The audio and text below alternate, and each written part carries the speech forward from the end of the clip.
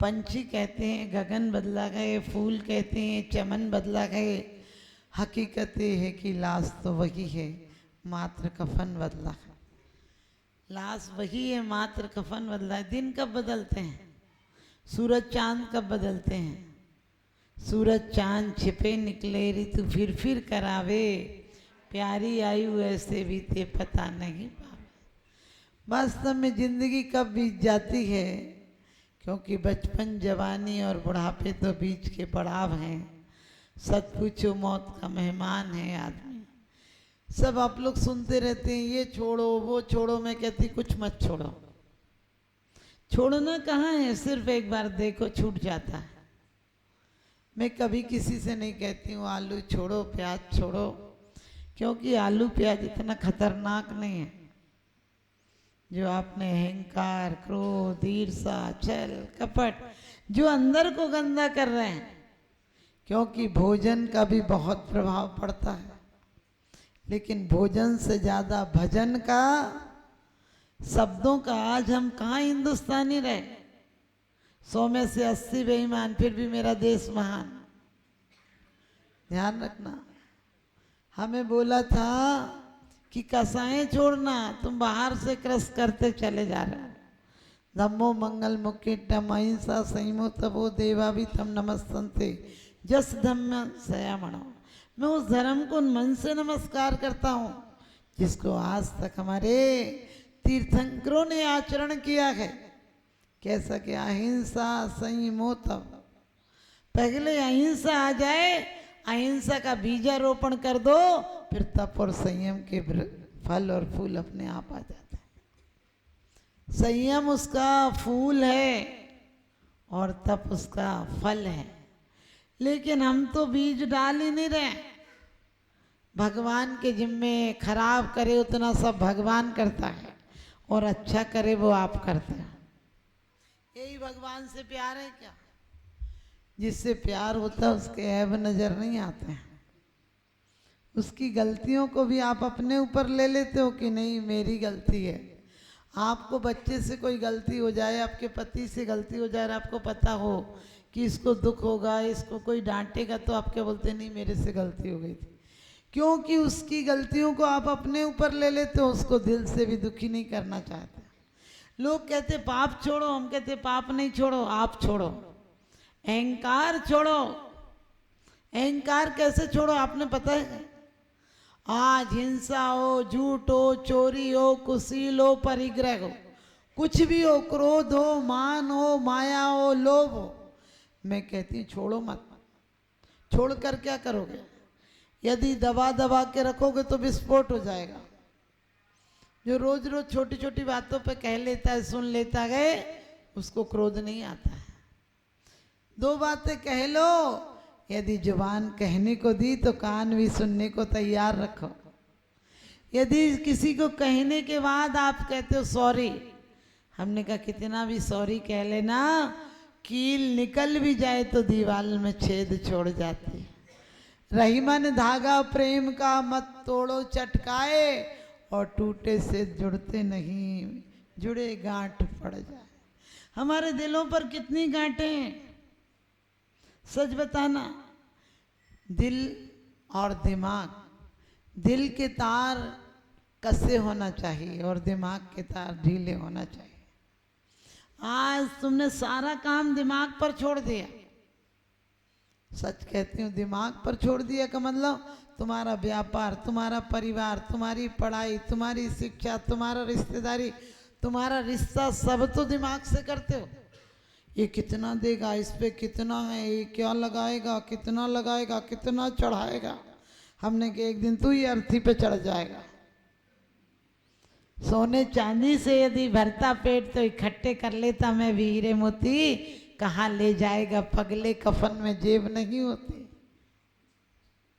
कोई कहता है मैं सोने के महल बनाऊंगा, कोई कहता है मैं शहंशाह बन जाऊंगा। पगले ये नहीं क्यों सोचता है, ये क्यों नहीं सोचता है कि 2 दिन का मेहमान हूं, बाद में दफना दिया जाऊंगा। क्या है जिंदगी की साख? इसीलिए पाई थी क्या?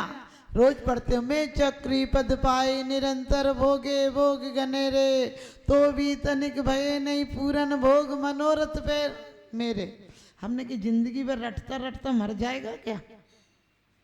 और मैं किसी से कहती नहीं कि कुछ छोड़ो, मैं कहती हूँ क्या छोड़ोगे तुम, मौत सब छुड़ा ले जाएगी। तुम्हारी औकात क्या है छोड़ने की? अभी बीमारी आ जाए तो गामा पहलवान को 2 उठाने वाले चाहिए। 35 साल की उम्र में गामा पहलवान मर जाता है, क्या छोड़ोगे तुम? सोच कर देखना, विश्व सुंदरियां ऊपर से गिरकर आत्महत्या कर लेती हैं, नहीं तो कोई धक्का दे देता। हमारे यहाँ धक्का लगे तो आदिनाथ बन जाते हैं, हमारे यहाँ धक्का लगे तो सेठ सुदर्शन बन जाते हैं, हमारे यहाँ धक्का लगे तो मोक्ष पहुंच जाते हैं। ये जैन शासन की विशेषता है। धक्का लगे तो तुम कहते हो हमें बुरा लग गया, हमने कहा तुम्हें बुरा लग जाए, काश करे तुम्हें एक बार बुरा लग जाए, तुम्हें बुरा लगता ही नहीं। तुम ऐसे ढीठ हो कि कितनी भी कोई बुराई कर ले, तुम कान लगा लगा के अच्छाइयों को भी बुराई में बदलने की कीमिया जानते हो, इतने बड़े वैज्ञानिक हो। फिर रोज बोलते गुण ग्रहण का भाव रहे, नित दृष्टि न दोषों पर जावे। कोई हंस रहा हो बोले मेरे पे हंस रहा होगा, कोई बात कर रहा होगा बोले देखो मेरी बात कर रहा होगा, पक्का ही हो तुम्हें यही बातें करेगा। सोच कर देखना, सास 10 तोला तुम्हें चढ़ा दे और देवरानी को 20 तोला चढ़ा दे तो मुंह तवेला हो जाता है। बोले मेरा तो जी फट गया, इतनी बेईमानी करती, उसको इतना दिया मेरे को इतना।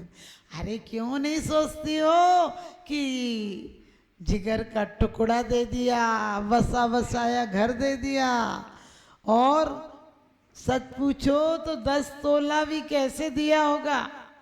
अपने कपड़े नहीं बनवाए होंगे, समय पर अपनी कोई ख्वाहिशें पूरी नहीं की होंगी। जिंदगी के मंडप में हर खुशी कुंवारी है, और यहाँ कौन किससे मांगने जाए, हर कोई भिखारी। आकर पत्नी कहती है आपकी मम्मी आपको चाहती नहीं, हमें बड़ा दुख होता है। और उसमें इतनी कला होती है, ऐसे फिसक फिसक के बताए, हमें कुछ भी कह लेती है, आपसे कहो मुझे बर्दाश्त नहीं हुआ।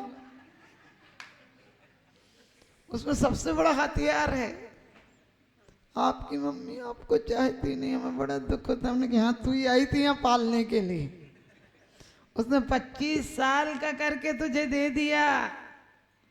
एक नई नई बहू आई, पहले घूंघट में बड़े फायदे थे, क्योंकि काली भी हो तो लोग कहते थे फलाने की गोरी जा रही, और मुंह दिखाई का कितनी उत्सुकता होती थी। मंदिर में औरतें पूजा वूजा छोड़ के उसी को देखती थी, थोड़ी सी चेहरा तो दिख जाए, और साड़ी भी इतनी मोटी होती थी कि हिम्मत हो तो देख के बताओ, दिखेगी नहीं, और मुंह दिखाई देते थे। और 2 फायदे और थे, एक तो मुंह दिखाई देते थे, और काली वो तो समझ में नहीं आता, काली गोरी नाक चपटी मपटी कैसे भी अच्छी दिखती, समझ गए। और तीसरा फायदा तो मुंह दिखाई देते थे, जो अब क्या दिखाई दोगे, वो चंदा तो पहले ही निकाल के आते।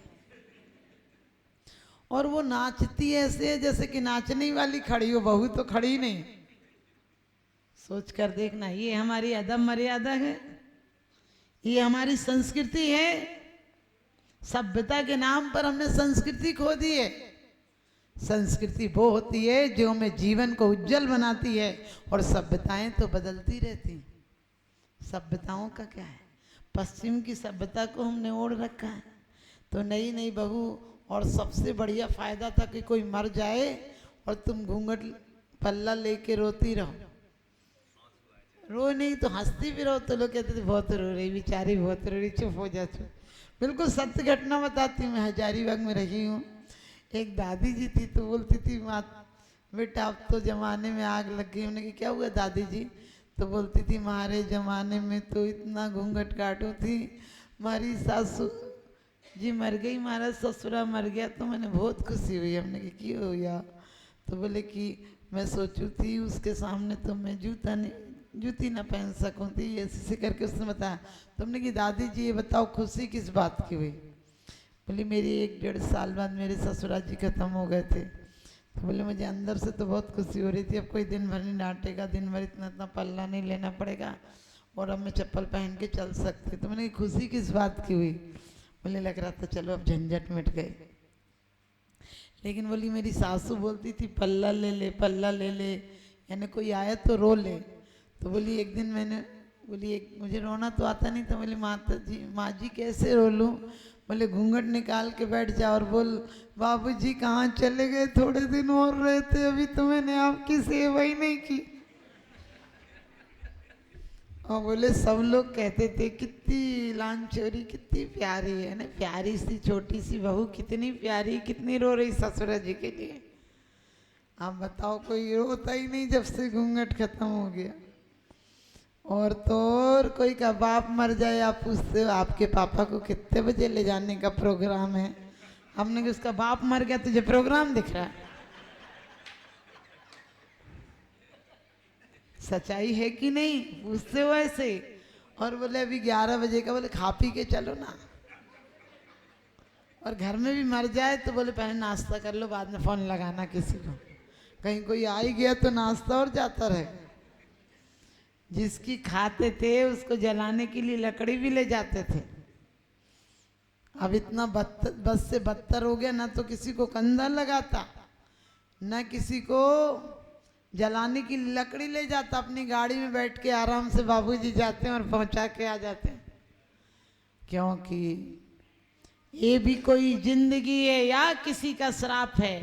चैन के 2 पल मिलेंगे सोचना भी पाप है। मुझे पता है आपकी लाइफ स्टाइल ऐसी हो गई कि मैं आपसे कहूँ रात्रि भोजन छोड़ दो, नहीं छोड़ पाओगे। मैं आपसे कहूँ एक टाइम खाना खाओ, दे चन्नादि कीटकम, दे अन्न का कीड़ा, नहीं छोड़ पाओगे।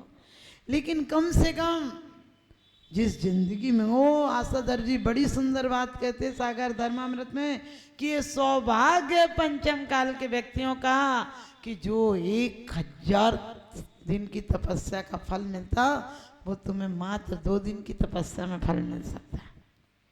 कुंद कुंद स्वामी कहते तुम मुनि नहीं बन सकते हो, सिर्फ मुनियों के आहार दान को देकर तुम वही पदवी पा सकते हो। दिनो हवे धन्नम पत्ता पत्तम किम बिहारिणे। और समंत्र भद्र स्वामी तो यहाँ तक कहते हैं कि तुम्हें जो चाहिए, यश चाहिए, सुंदर रूप चाहिए, शरीर बढ़िया स्वस्थ चाहिए, और ख्याति चाहिए, यश चाहिए, धन चाहिए, भोग चाहिए, वो सब एक ही चीज से मिलते हैं, सिर्फ साधुओं की भैया। तपोधना कह दिया उनके लिए। उच्चम गोत्रम प्रणते भोगो दानादिपासनात् पूजा भक्ति सुंदर रूपम स्नात कीर्ति तपो निधिसु। उच्चम गोत्रम प्रणते, साधुओं को प्रणाम करने का परिणाम है तुम्हें उच्च गोत्र मिला। भक्ति सुंदर रूपम, भक्ति उनकी की है तो सुंदर रूप मिला। इस चेहरे को मत देखना, इस चेहरे पर लोगों की नजर होती है। चित्त को सुंदर बनाना, इस पे परमात्मा की नजर होती है। मत रूप निहारो दर्पण में, दर्पण मैला हो जाएगा। निज रूप निहारो अंतर में, अंतर उजला हो जाएगा। अंतर को उजला बनाओ, चेहरे को क्या उजला बनाना। जितने सुंदर लोग नजर आते हैं ना, वो फेशियल और ब्यूटी पार्लर का कमाल है। लाइट चली जाए तो सुंदर की जगह बंदर भी हो जाते हैं लोग। महिलाएं जब सब धज के आती हैं तो पता ही नहीं चलता कि ये वो ही हैं। दूसरे दिन ऐसे लगता है जैसे पलस्तर उतर गया हो दीवार का। अरे इन चीजों में क्यों पैसा खर्च करना, इन चीजों में क्यों समय बर्बाद करना। यदि ज्यादा समझे रंग रोगन कराओगी तो अगले बार ऐसा रूप मिलेगा कि कुछ लगा लोगी तो लगेगा सरसों के खेत में भैंस खड़ी है। इसलिए इतना भक्ति करो। आप जितना द्रौपदी का जीव हो, सीता का जीव हो, और रुक्मणी का जीव हो, जितने भी सुकमाला का जीव हो, इन सब ने क्या किया था पूर्व जन्म में। सुगंध दशमी दुर्गंधा आदि की कथा पढ़ते हो। भूल से भी मुनियों की अवहेलना कर दी, उनकी निंदा कर दी। तो आपको पता है कितनी बार सुअर कुकरी ऐसी परियाओं को पाना पड़ा। हम पेज पलट लेते हैं, बोले हम तो बात कर रहे हैं। अरे तुम बात भी क्यों करते हो। जुबान मिली किसी की तारीफ करो, जुबान मिली है, गुरुओं का गुणगान करो, निंदा क्यों करते हो? दिमाग मिला है, इसलिए नहीं मिला कि तुम इसे कचड़ा घर बना दो। आजकल कोई आ जाए तो क्या होता है, 2 घंटे बर्बाद करो, कम से कम 1000 रुपये का नाश्ता करा। पहले कोई आ जाता तो घर का खाना खा जाता था जो बनता था, और घर में बर्तन से लेके हर काम निपटा जाता था। अब बताओ कोई के आने का पुण्य बंद है कि अब तो पाप बंद है? कोई स्कीम और बता बता के कुछ चली जाती है, चल रही ले लियो, इस पे छूट चल रही है, इस पे तुम्हारे घर में आग लगा के और चले जाएगी। और फिर कहते हैं सदा संतोष कर प्राणी यदि सुख से राह चाहे। उनके संतोष मत कर, अरे असंतोष कर। आप कहोगे माता जी उल्टी शिक्षा दे रही। हाँ, भोगों में जो मिला है पर्याप्त है ना, क्या करना है, तो छूट नहीं है, इतना जोड़ना काय को, जितना जोड़ोगे उतना छोड़ोगे। कितना भी भागना मौत पे पहुंच ही जाएंगे, और आप ही नहीं हम भी पहुंच जाएंगे। कौन कहता है कि मौत आएगी तो मैं मर जाऊंगी? अरे कौन कहता है कि मौत आएगी तो मैं मर जाऊंगी? मौत के साथ तो मैं अपने घर जाऊंगी, मौत के साथ तो मैं अपने घर जाऊंगी। लोग कहते सृजन करो, बनाओ, अच्छा बनाओ, मैं कहती नहीं, मिटाओ, क्योंकि बनाने के लिए मिटाना जरूरी है। खेत में घास फूस हो जाए उसे उखाड़ना जरूरी है। यदि अच्छा बीज डालना है तो मकान पुराना हो गया इसे गिरने दो, गिरेगा तभी तो नया निर्माण होगा। लेकिन तुम लोगों की हालत वो है कि मंदिर तो बनाना है, लेकिन मीटिंग में 3 प्रस्ताव पास किए गए। मंदिर बनाना है, लेकिन जब तक नया मंदिर नहीं बन जाए तब तक ये मंदिर नहीं मिटाना है, और इसी मंदिर की ईंटों से पुराना मंदिर बनाना है, और जब तक नहीं बन जाए तब तक नहीं मिटाना, और इसी जगह बनाना। बताओ बनेगा मंदिर? तुम भी बोलते हो मंदिर तो बनाना है, लेकिन जो पुरानी कसाई की, क्रोध की, ईर्ष्या की, छल की, पाप की ईंटें उन्हीं से बनाना है, और जब तक ये नहीं मिटे तब तक दूसरा नहीं बनाना है। अरे मैं कहती मिट जाने दो, टूट जाने दो पुरानी जर्जर मान्यताओं को। जिस शिला पर हाथ रख दो वो शिला भगवान होगी, वो शिला भगवान होगी। धर्मात्मा जहाँ होगा वहाँ मंदिर होगा। लेकिन जो मंदिर बन रहे हैं उनकी बुराई नहीं करती हूँ मैं, लेकिन मैं कहती हूँ मन को मंदिर बनाना था, तुमने ईंटों का मंदिर बना लिया। बहुत सुंदर मंदिर है, और ऐसे ही हवादार बनाना मन को भी, इधर से आए उधर से चली जाए। आपको पता है जुबान 1 दी है और कान 2 दिए हैं।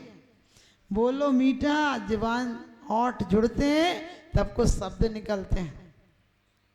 यानी मिलकर रहो, जुबान ये कहती है मिलकर रहो, सबको अपना बनाओ। जुबान से ऐसा बोलो कि रसधार बगे, और कान से बुराई सुनो तो अंदर मत ले जाओ, एक से सुनो दूसरे से निकाल दो।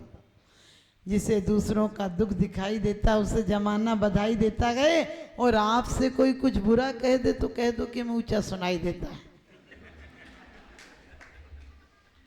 जीसस हो या क्राइस्ट हो, बुद्ध हो, महावीर हो, पारसनाथ हो, इन्हें क्यों पत्थर मारे गए, इन पे क्यों उपसर किए गए? ये भी 2 थप्पड़ दे देते, रफा दफा था। नहीं बोले इसीलिए तो मारा गया। सुकरात से कहा था तुम एथेंस छोड़ दो, जीसस से कहा तो तुम सत्य बोलना बंद कर दो, हम तुम्हें जीवन दान दे देंगे। उन्होंने कहा सत्य हट जाएगा फिर जीवन का क्या करेंगे?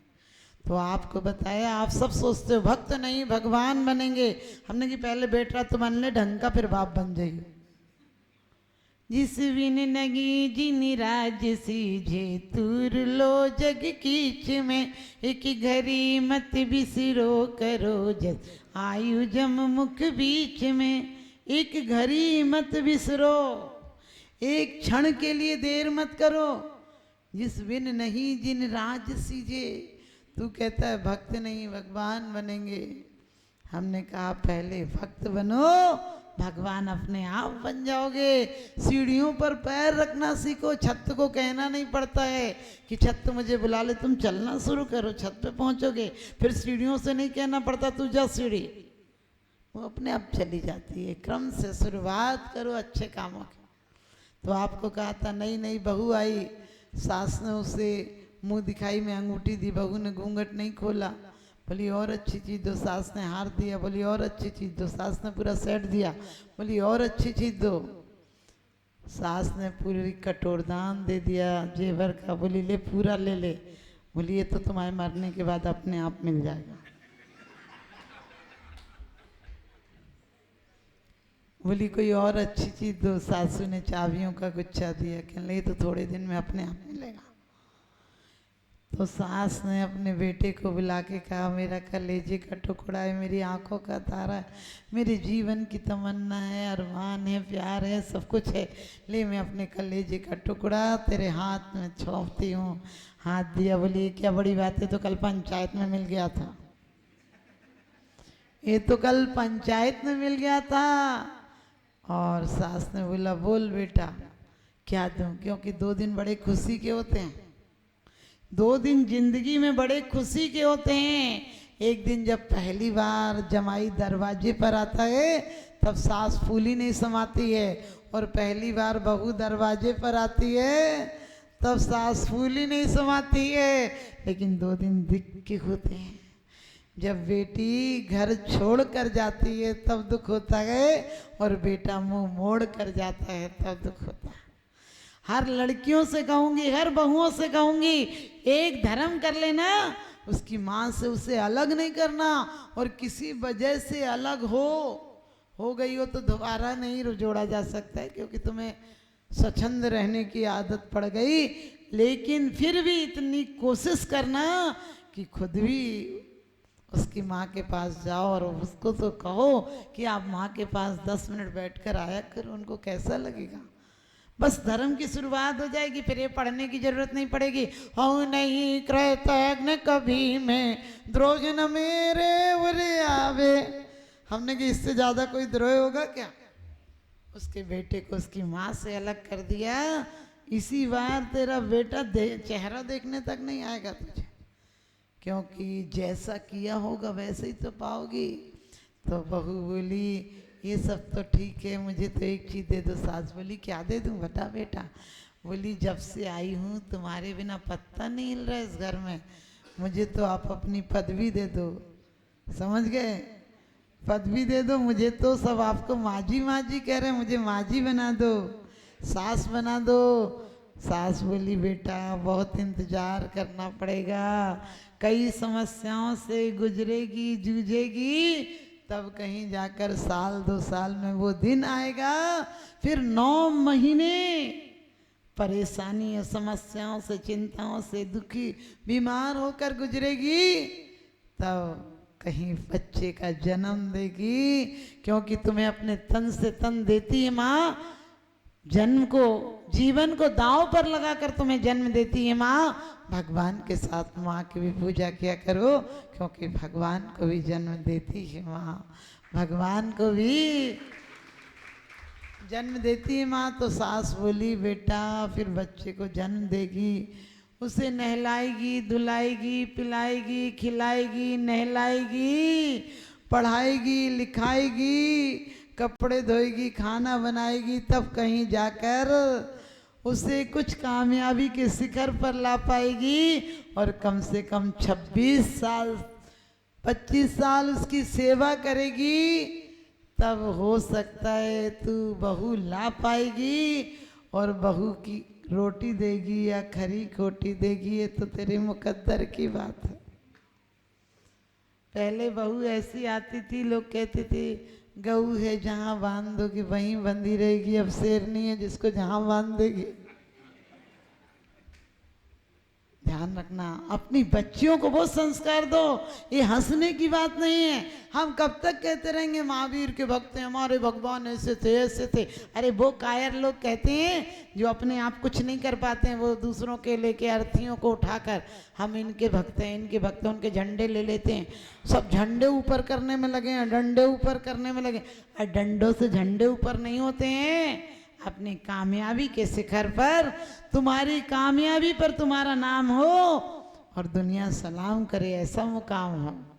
दुनिया सलाम करे तुम्हें, ऐसा मुकाम हो। अपने कामयाबी से हम कहते हैं महावीर के भक्त हैं, कोई कहता है राम के भक्त हैं, कोई कहता है हनुमान के भक्त हैं। एक जगह एक भवन था, लोगों ने कहा इसे क्लब बना दो। राम कृष्ण की मूर्ति थी तो हिंदू आते थे, जैन महावीर की मूर्ति रख दी तो जैन आते थे, और ईसाइयों आप समझ गए क्राइस्ट की रख दी तो ईसाई आते थे, मस्जिद बना दी तो मुसलमान आते थे, और लोग नहीं आते थे। समझ गए, जिसकी थी उसके ही भक्त आते थे और नहीं आते थे। लेकिन कुछ दिन बाद उसे क्लब बना दिया, सब लोग आते थे।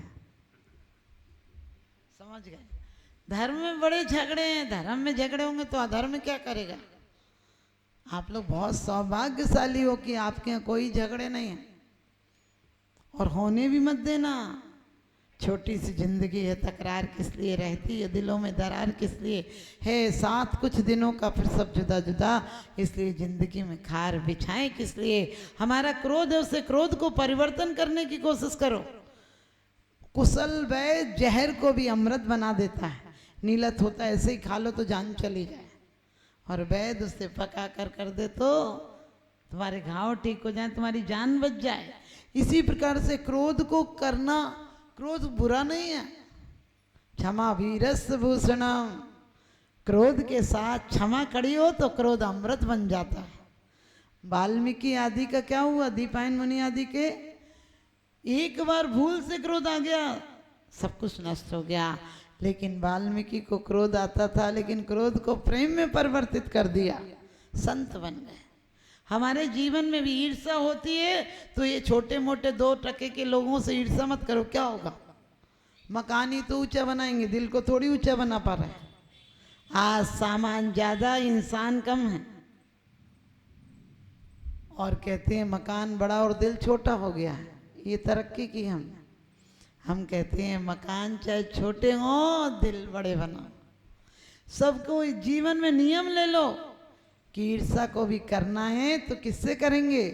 कोई की गाड़ी गुजर जाती, तुम्हारे दिल पर छुरी चल जाती है, ऐसी गाड़ी चाहिए। किसी की कोठी देखो, कोठी चाहिए। परमात्मा को देखकर कभी भाव जगता है कि अब तो परमात्मा चाहिए। परमात्मा कहीं बाहर से नहीं आता है, क्योंकि मांगने से कभी भीख मिलती नहीं, घर घर झोली फैलाने से क्या फायदा। अपने आप को इतना उज्जवल करो। ध्यान रखना, बुरे का फल बुराई होता है। एक सास बहुत परेशान करती थी, 4 बहुएं थी, 3 बहुएं तो घबरा के मायके चली गई, क्योंकि खुद के लिए तो बढ़िया बढ़िया चीज़ें बनवा लेती, और जब बहुएं खाने बैठती तो कहती है बाप के घर खाया क्या, इतना यहाँ खाने को मिला, जाके देख तब पता चले। रोज इतना बोलती थी कि 3 बहुएं तो परेशान होकर चली गई। चौथी बोली मैं तो नहीं जाऊंगी, मेरे मायके में तो कोई है ही नहीं, तो यहीं रहूंगी। और एक दिन सास खूब घी खाती थी, अटैक पड़ा, खाते खाते में अटैक पड़ा, ख़त्म हो गई। तो बहू कह रही थी बाटी खाती मर गई सास, बाटी खाती मर गई सास, घी की टोकरी खा गई सास, यानी घी की कटोरी भर घी खा गई सास। तो लड़के बोले अरे ढंग से रो। बोले रोने लायक कुछ होता तब तो रोती, क्या रो इसके। तो बोली ये तो अच्छी नहीं है, 3 को बुलाओ। वो 3 दूर से ही बोली कि दुखिया को सुखिया कौन ने करो।